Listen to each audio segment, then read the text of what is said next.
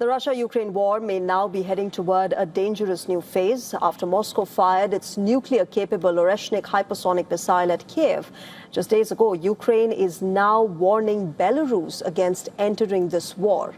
Kiev has issued its sharpest threat yet to one of Russia's closest ally, claiming that it has identified 500 targets inside Belarus that could be hit immediately if Minsk joins the conflict directly. As drone strikes, missile attacks and cross-border threats intensify, remember, fears are growing that the war could expand far beyond Ukraine's current front lines. According to Kiev, Russia has launched major strikes on the northern Ukrainian city of Chernihiv, located close to both the Belarusian and the Russian borders.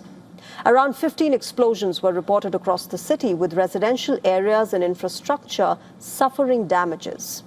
At the same time, Russian drones targeted Ukraine's Odessa region, injuring at least 11 people.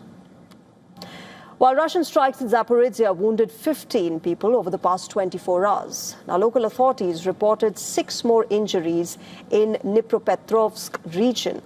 The strikes came soon after Moscow warned of a new wave of systematic attacks on Kiev.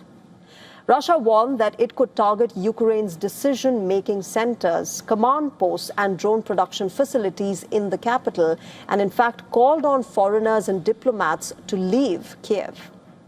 Ukrainian President Volodymyr Zelensky had earlier accused Moscow of trying to drag Belarus into this war by building roads toward the Ukrainian border and positioning artillery there, as well as potentially using it to launch a northern offensive. Ukraine has now responded with a direct warning to Belarus. Ukraine's Unmanned Systems Forces commander Robert Madyar-Brovdy said that Kiev has identified 500 potential targets inside Belarusian territory. He said that Ukrainian drones would strike those targets immediately if Belarus enters the war directly on Russian side.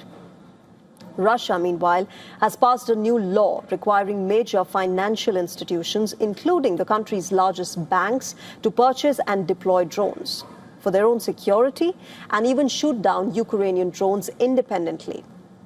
The fighting continues to intensify across multiple fronts. Remember, Russian air defense units in Sevastopol in Crimea have claimed that they downed more than 20 Ukrainian drones, while according to local officials, Ukraine also used UK-made Storm Shadow missiles in the strikes. Several buildings were damaged in the strikes as well, including a regional central bank office and an 8-story apartment block.